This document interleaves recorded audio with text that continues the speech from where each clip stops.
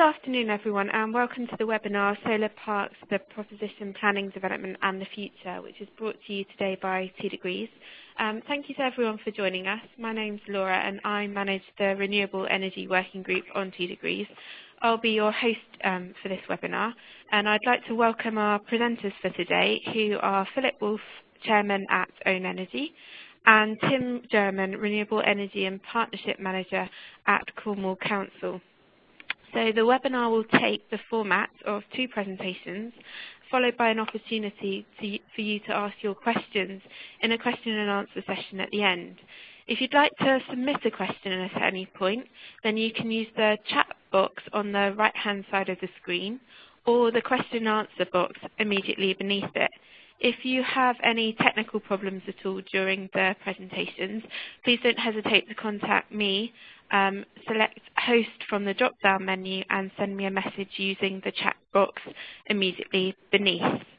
Our first presenter today is Tim. So without any further hesitation, I'd like to hand over to Tim to start his presentation. I'm just going to take it back, Laura, because it's skipped on a bit. Right, okay. Good afternoon, everybody. It's Tim German here. I'm the Renewable Energy and Partnerships Manager at Cornwall Council. We're a council that's been very engaged with the solar PV discussions happening at the moment, particularly since the introduction of the feed-in tariff. And I'm going to take you through some of the things that we've done. But to start off, I'm going to take you through one of the reasons why we're doing it, because as a council it's really important that we can justify all these things, and it's hugely important for us here in Cornwall. I just wanted to start giving a quote which we found very useful, because we're right at the end of this island nation here. And we take this very seriously from our Secretary of State, who is saying that we're an island nation and that we should be harnessing our resources to the maximum of our ability. And here we do have a lot of resources, and for various reasons it's very important to us here.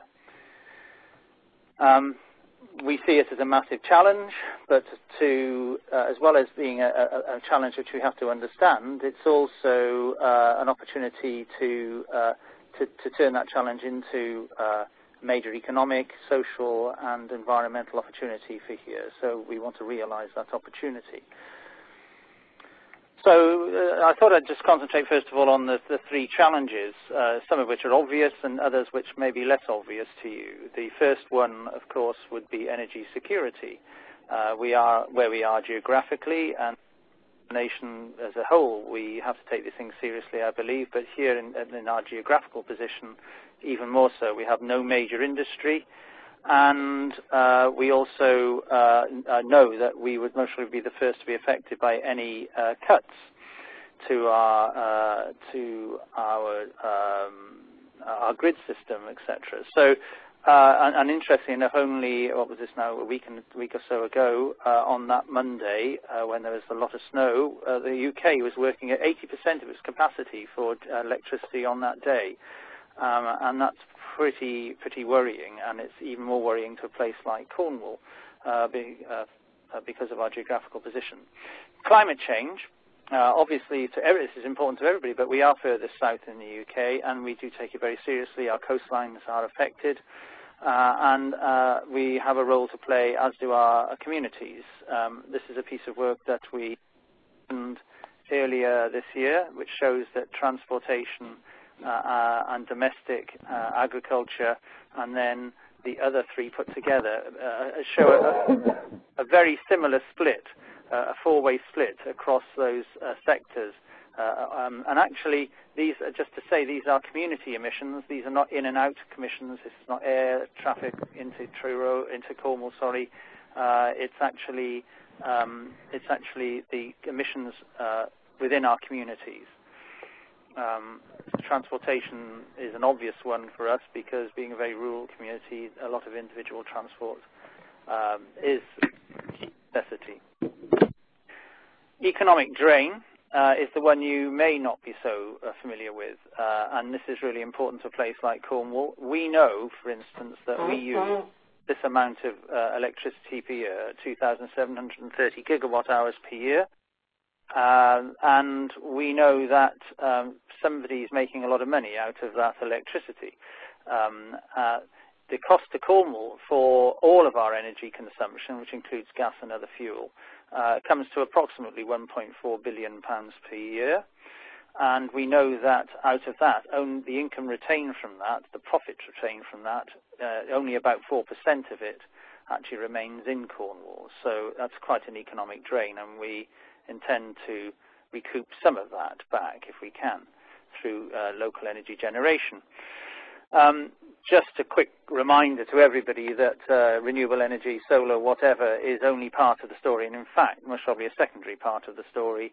And this was a visit of the Energy Commissioner, the previous Energy Commissioner, to Cornwall, meeting some of our residents because of some of our projects, and he was saying quite clearly that saved energy remains the most competitive, cleanest, and most secure form of energy efficiency.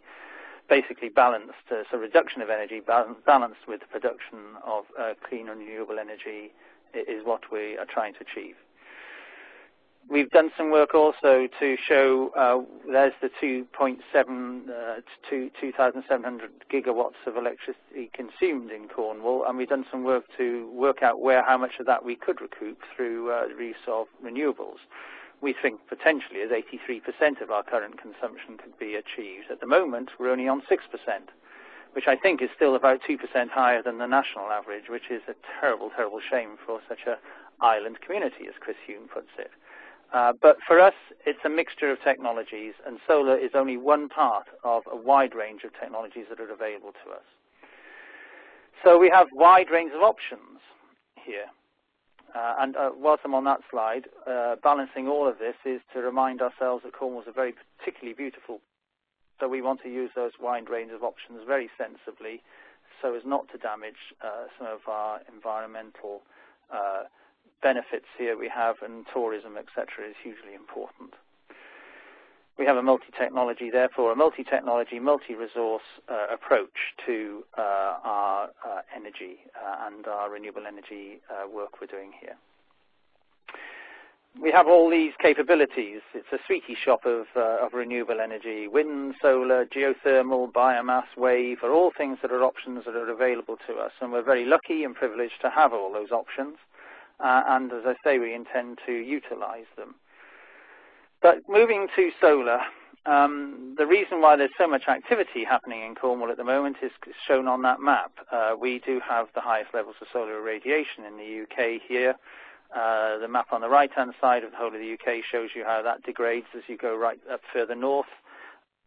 Okay, so that's why there's so much activity here. Currently, we have many, many companies, approximately 100 responses at the moment to 100 different sites are being looked at for potential solar parks by many, many different companies who have moved into Cornwall or indeed have set themselves up in Cornwall or indeed are from Cornwall themselves. So but we have to make it very clear that those 100 are not full applications, and I'll come back to that a bit later on. In fact, I'll come to it now. This is actually now slightly out of date. This has been updated since then, but you can see there from that map that these are the screening requests which have been have come into our planning team here. We have a specific planning team called the Natural Resources team who specialise just in looking at larger scale renewable energy applications, and they have set up protocol and planning guidance, particularly for solar as well. And one of the things that people are doing is they're applying to them, first of all, just as a bit of a suck-it-and-see exercise to find out if you need an environmental impact assessment.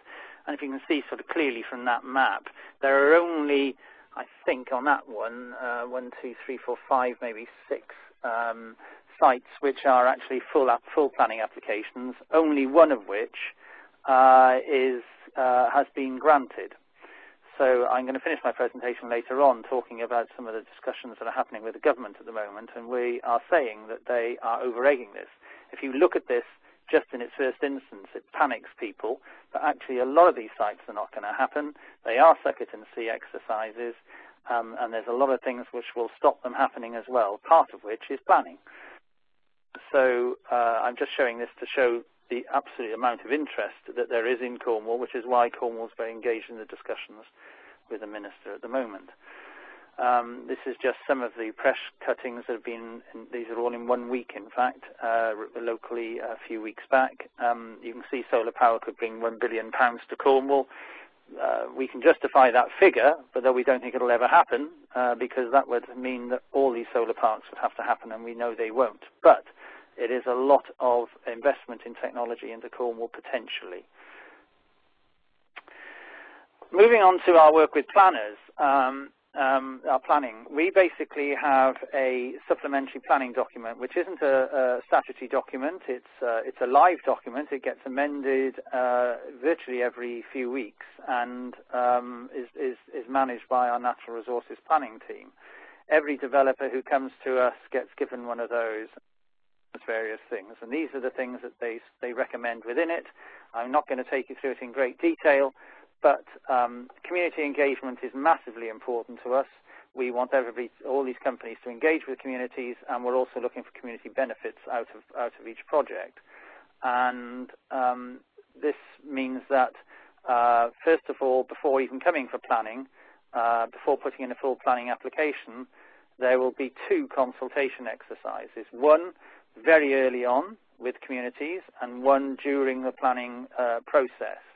And the first one is to test out, what the community actually thinks of these things.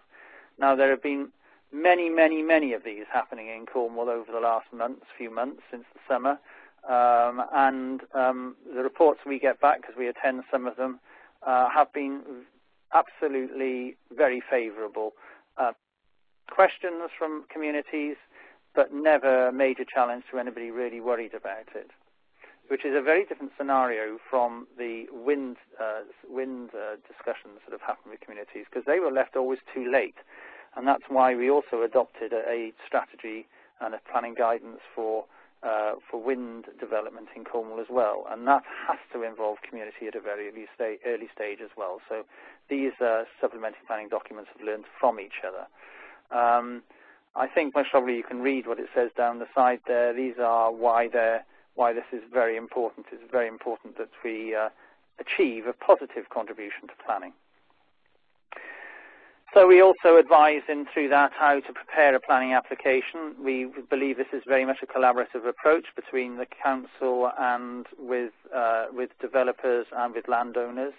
And these have to take into account certain things. Impact, as I've already said, is hugely important. Cornwall has some very special land here. We're being very careful not to make sure that these are not put on the highest grade agricultural land. If they are, then certain things, it's more difficult, we know, to get them through. And we're recommending that they don't use high grade agricultural land, so grades 1 and 2 are not recommended. Ground maintenance, we want to see how the development will maintain the land. Security is hugely important, which I'll come back to. These are things which we'll come back to in separate slides: security, ecology, ground anchors, access tracks, grid connection, and duration. So